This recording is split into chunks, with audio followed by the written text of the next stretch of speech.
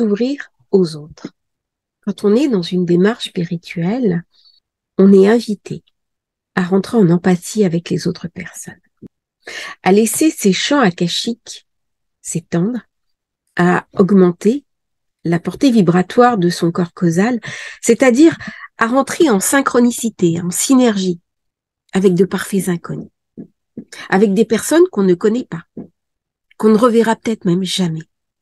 Tout simplement parce que nous ne sommes pas maîtres de toutes les rencontres que nous faisons, ou de certains messages, soit que nous avons reçus, soit que nous avons nous-mêmes délivrés.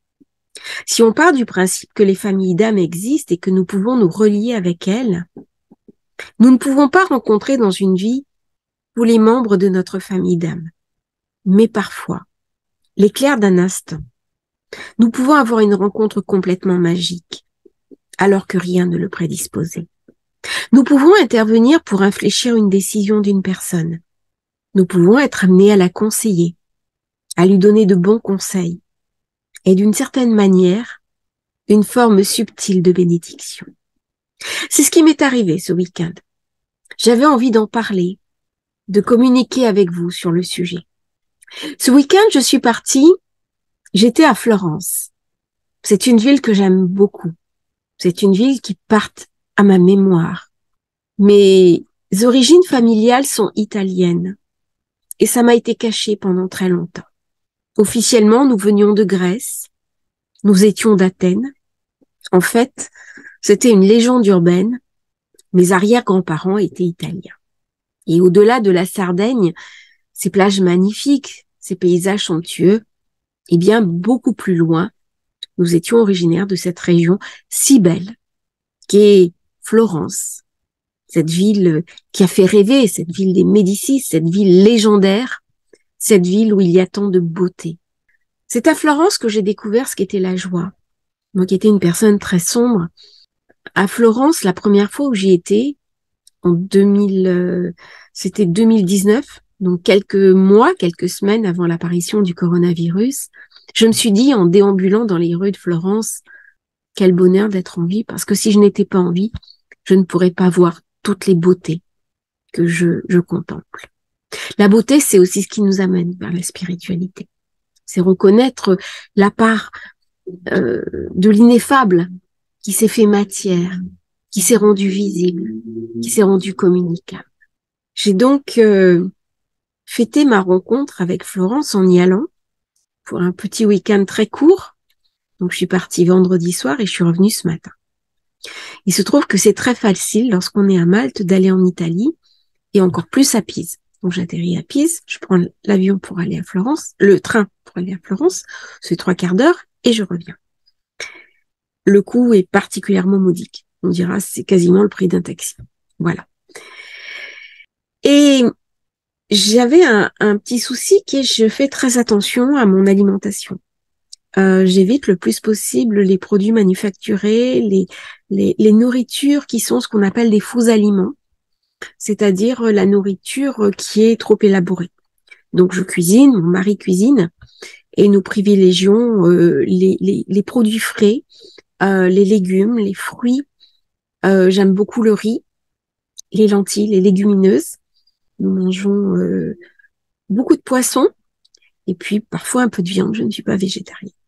Je respecte parfaitement les personnes qui sont véganes et végétariennes, mais ayant des problèmes de santé. C'est un régime alimentaire que j'ai tenté, mais qui pour moi n'a pas été concluant. J'ai été obligée de revenir à quelque chose de plus carné. Je m'en excuse si ça dérange certains, mais voilà. Je suis obligée aussi de faire avec une santé qui est fragile. Et donc, quand on est en déplacement comme ça, c'est compliqué de manger.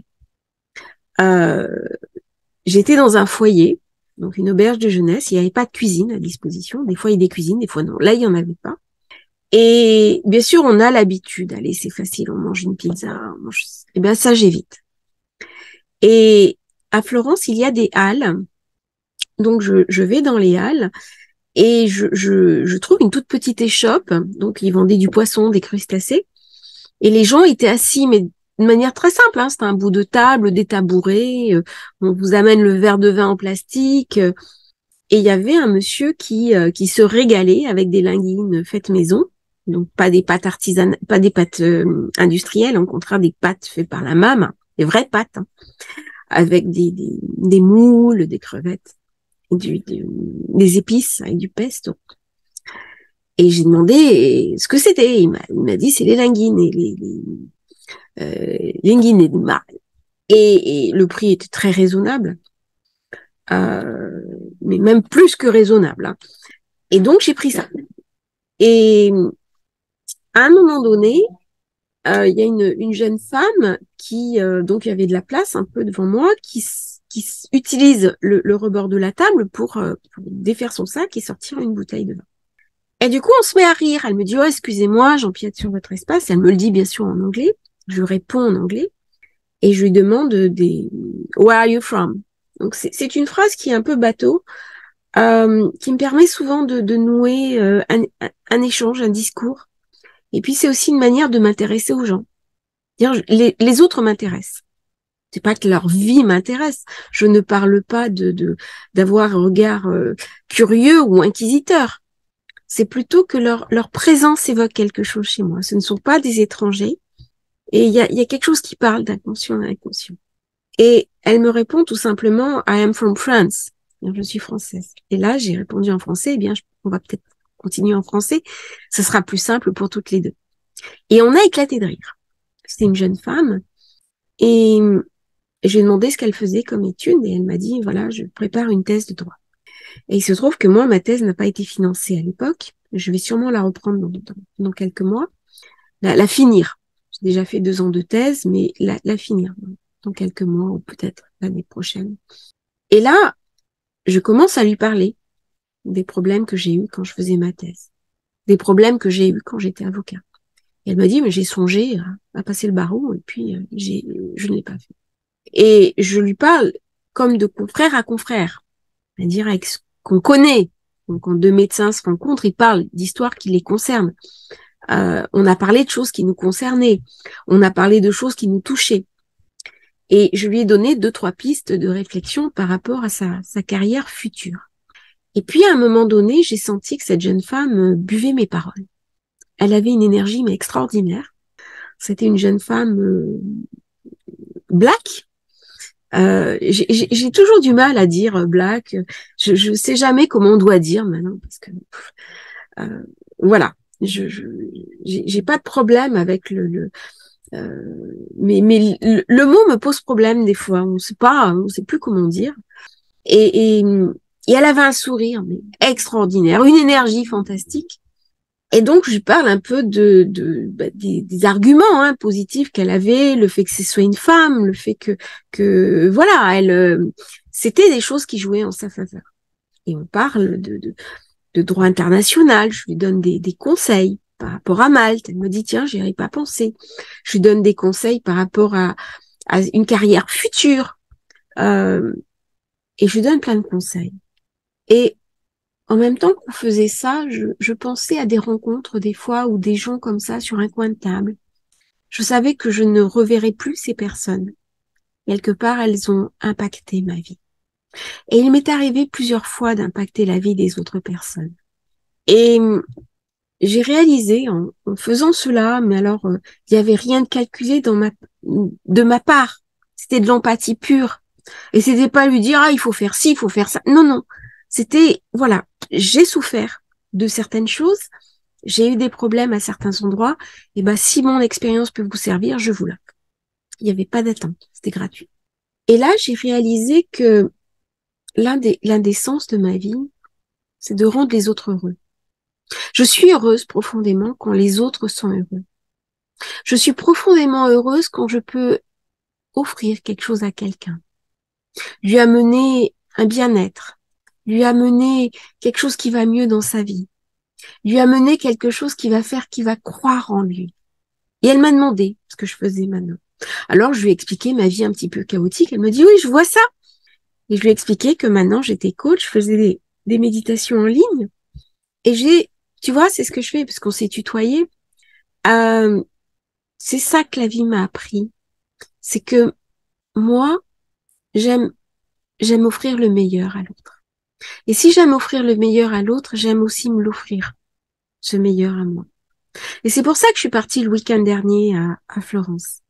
C'est-à-dire, j'ai à cœur de donner à l'autre beaucoup de bonheur, mais j'ai à cœur de me l'offrir aussi. Et à la fin, cette jeune femme, on s'est quittés comme deux amies. À un moment donné, je lui serrais la main, et puis elle ne partait pas, et j'avais encore des choses à lui transmettre. Et à la fin, je l'ai pris dans mes bras, comme je l'aurais fait d'une personne de ma famille. Je suis sûre que cette jeune femme va garder la trace de cet échange. Elle va garder cette rencontre. Je suis sûre que ça va avoir des conséquences positives sur sa vie. J'ai été un peu comment dirais-je, l'étincelle du destin. Souvent, quand je suis dans des endroits, j'ai toujours le sourire. J'ai toujours un mot gentil pour tout le monde. Je vois quelqu'un qui fait la manche, je lui donne une pièce et je lui parle. Je lui souris. Je passe ma vie à parler à des inconnus, dans l'avion, dans le bus, dans des halls d'attente. Je parle toujours avec quelqu'un. Je parle plusieurs langues et c'est ça aussi, être l'instrument du destin dans sa spiritualité. Je suis persuadée que cette jeune femme fait partie de ma famille d'âmes. Je l'ai senti quand on s'est pris l'une contre l'autre. On se connaissait. On se reconnaissait. Nous étions quelque part sœurs d'âme. Je sais qu'il est trop tôt pour elle pour venir dans la spiritualité. Aller dans ses problèmes professionnels, de mettre en place sa carrière, de mettre en place ses ambitions et de réussir dans ses ambitions. Ce que j'ai validé. Et elle m'a dit simplement, ça fait du bien de parler avec quelqu'un d'étranger, d'extérieur à ma situation, parce que dans ma famille, on ne me comprend pas lorsque je parle. Et bien sûr, nous avons parlé de sa thèse. C'était une thèse ambitieuse sur l'écologie de demain, sur les arbres, sur la ressource naturelle. Cette jeune femme fait partie des personnes qui me sont connues et que j'ai eu la chance de rencontrer. Ce n'est pas la première fois que je fais ce genre de partage. Et je vous invite, eh bien, vous-même à faire pareil. N'ayez pas peur de l'autre. N'ayez pas peur d'échanger quelques mots avec l'autre, de rencontrer l'autre. Parlez à des inconnus. Prenez l'habitude tous les jours de sourire à un inconnu, de dire bonjour. Peu importe que la personne réponde ou pas. C'est votre énergie à vous qui est principale. Et puis peut-être vous allez saluer quelqu'un tous les jours sur un passage. Et un jour, il va vous dire bonjour. Pendant que j'étais à Florence, il y a eu un problème sur ma réservation d'hôtel. Au moment où il y a eu problème, je me suis un petit peu fâchée. Et j'ai haussé le ton. C'était normal, j'étais dans mon droit. Et puis, la jeune femme était très stressée. Elle était nouvelle. Elle connaissait mal le système. Et quand on a fini, je dis, vous savez, ne vous stressez pas. J'ai eu un problème. J'étais pas contente. Et ben maintenant, on passe à autre chose. Et chaque jour, je rentrais, je la saluais. Je demandais comment s'était passée sa journée. Et ben ça a complètement changé la relation que nous avons eue ensemble. Elle a compris à un moment donné que je n'irais pas voir sa directrice pour me plaindre. C'est toujours gênant quand vous débutez une activité si un client vient se plaindre. Et au contraire, je l'ai encouragée. Je lui ai dit que c'était pas grave, que ça allait s'arranger et qu'il fallait surtout qu'elle ait confiance en elle. Et je lui souhaitais de réussir dans cette activité. Même une activité très simple, quelle que soit notre activité, recevoir des encouragements, être poussé vers le meilleur de soi-même. Eh bien, c'est ça aussi, la spiritualité dans le quotidien. C'est pas uniquement des méditations, du soin énergétique. C'est que notre présence soit un soin pour les autres, une bénédiction. Vous rentrez dans une pièce, être une lumière qui rentre. Sourire au monde qui nous entoure, à nos amis, à la vie. Et en faisant cela, vous permettez la rencontre avec les synchronicités. Vous permettez de faire évoluer une personne de votre famille d'âme. Vous lui permettez de transmettre, d'échanger et de se rencontrer. C'est donc une invitation à sourire à l'inconnu qui passe.